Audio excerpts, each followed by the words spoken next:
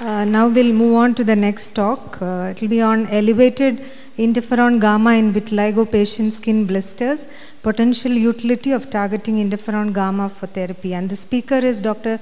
Chau Yee. She is a consultant dermatologist, dermatologic surgeon, and assistant professor in Changgung Memorial Hospital, Taiwan. She is the director of the Vitiligo Clinic and Pigment Research Center, incorporating a specialty clinic and research laboratory. She is also the director of Department of Dermatology and Aesthetic Medical Center. Dr. Chau Yee has published many articles in vitiligo and pigmentation disorders in the SEI journals.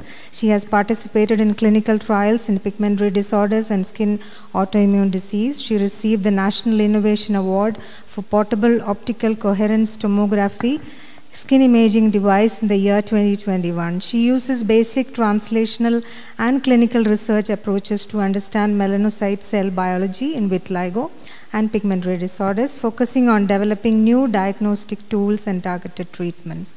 Over to you, ma'am. Thank you, doctor, for your kind introduction. Well, I'm Dr. Chau Yee Ng from Changgung Memorial Hospital. So this is my conflict of interest. So today I would like to share with you our studies about the interferon gamma and the potential utility in vitiligo. So as we all know, in recent studies I've highlighted the roles of CD8 T cells and TRM in the maintenance and progressions of vitiligo. However, the underlying mechanisms that actually provokes the immune response, like the killing mechanisms to melanocytes, remains elusive. So our hypothesis is that the cytokines and the inflammatory mediators might directly act towards the melanocyte destruction instead of through the MSC restrictions. So what we do is, the aim of this study in brief is to explore the disease-causing pathways through cytokine profilings of vitiligo skin and plasma. And the second one is we're trying to explore the potential utility of targeting interferon gamma for vitiligo treatment with a novel high-affinity fully human anti-interferon gamma monoclonal antibody developed by our lab, Dr. Ku. So the first thing that we do in the past during the COVID pandemic is we collected 86 patients with vitiligo and 34 healthy controls. In 33 of them with vitiligo and 12 healthy controls, they were paired blister plasmas from the lesions and non-lesions, which we used Wood's light to determine.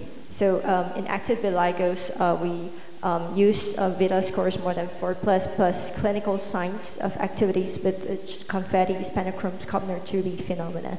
And in plasma, we recruit patients naive case which are not under immunosuppressants, and we exclude the autoinflammatory diseases like thyroid function disturbance or SLE, rheumatoid arthritis, before we recruit the patients.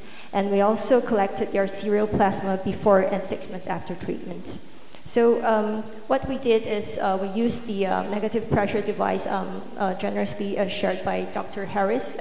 So we used the same device with constant pressure and heat to obtain these blisters from our patients.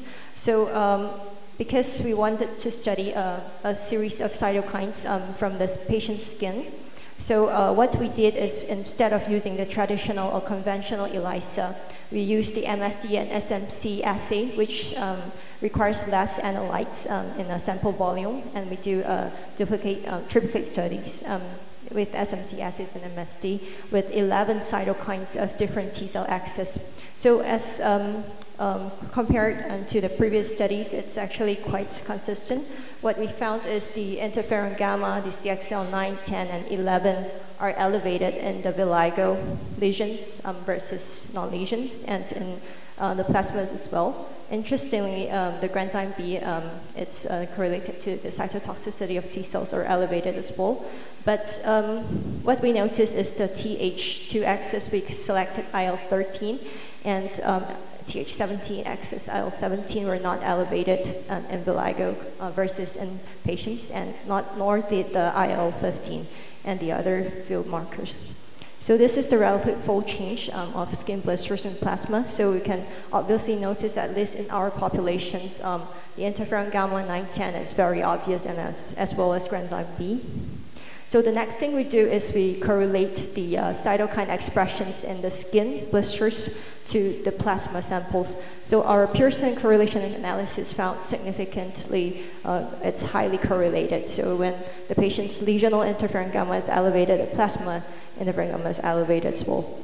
So later on, we did studies correlate to the clinical activities using the clinical signs that I mentioned. So what we noticed is only interferon gamma and CXL10 is correlated with the disease activity, but not CXL9 or granzyme B. So the AUC curve is exceedingly high in interferon gamma. So the second thing is we also do a similar study with disease severity. So what we did is we used the VS score to judge the patients, and we found that CXL9 is more correlated with severity. So interestingly, we also did sequential plasma after patients received treatments. So we divided into group responders based on the improvement of more than 10% in the areas of vitiligo after treatment, and those with good response actually has a better improvement in interferon gamma expression level before and after treatment. So what we did next is, so we're interested whether if this will cause cell morphological change or cell viability lost in the melanocytes harvested from vitiligo patients. So we did the individual effects with interferon gamma, CXL9, 10, and 11 that is elevated in the previous cytokine studies. So what we found is it's only interferon gamma directly affects the cell viability and morphological change, but not the interferon alpha, CXL9, 10, or 11. So it also disrupts the melanocyte melanogenesis as shown through tryptophan analysis and immunoblots as well, and the melanin contents. And we use the EI-001. It's a fully human monoclonal antibody, and it's able to reverse it, as well as we found that interferon gamma increases RS in melanocytes. And we also found it acts through, it also causes early phase apoptosis, and then later on, not shown in this figure, we found out it's correlated to ferroptosis cell death.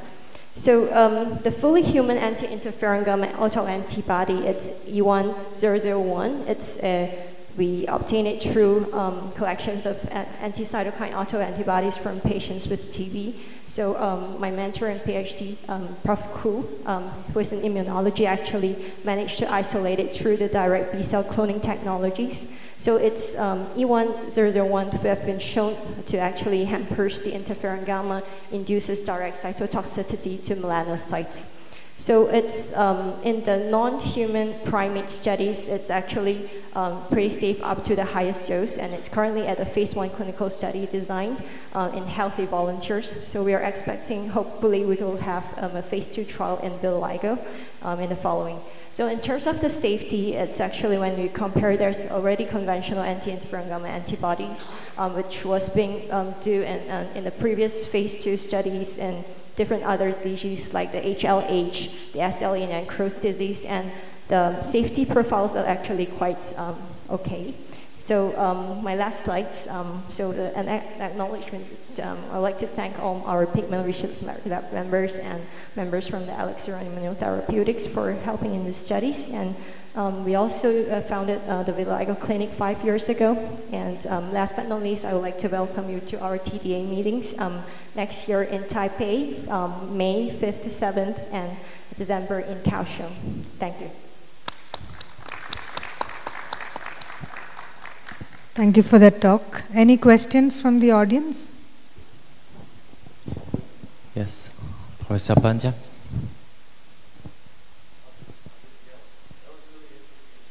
Thank you. Flip through the slides pretty fast. What did you find in the non-affected? What did you find in the non-affected vitiligo skin? Because we did those studies with John, and we were surprised to see that in apparently normal skin, there's a lot going on. It seems like it's getting prepared for next week's lesion and next month's lesion, in the normal skin, supposedly normal skin.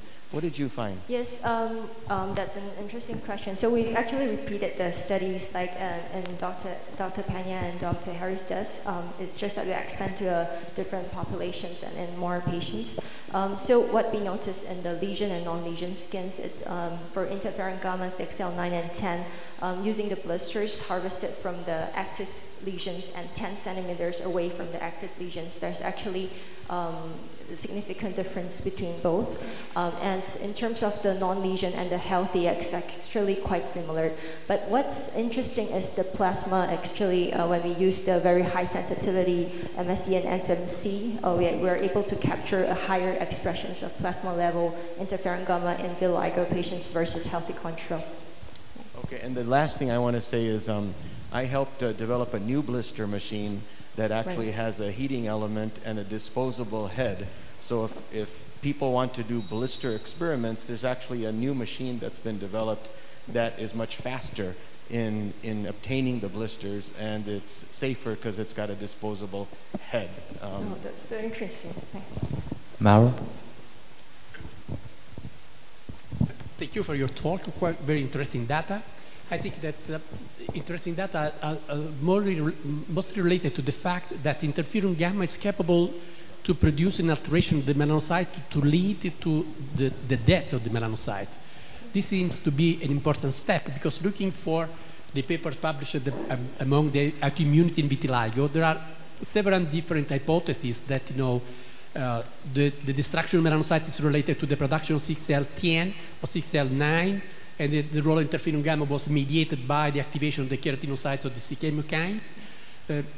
Julien Sénéchal have demonstrated that basically the supernatant or stimulated lymphocytes are not capable to induce the mortality of the melanocytes, whereas we are showing that gamma interferon is capable to directly produce the death of the melanocyte. So it could be the right target not to inhibit a loop, but just to inhibit the process. There's something that, in my view, for my knowledge of the literature, seems to be quite interesting, at least new.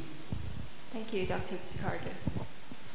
Yeah, our study, we showed that the direct cytotoxicity actually happens with interferon gamma per se. Of course, we are not able to see any direct toxicity to the other elevated cytokines. So we are thinking probably the environment that is enriched in interferon gamma per se is able to induce the direct melanocyte cell death, and it's not shown here, but we also found that it's actually regulated through early phase apoptosis, lipid peroxidation, and peroptosis cell death, which initiates the damp release and are probably involved in the very early stages of vitiligo. Thank you very much, Dr. Shaleen. Thank you.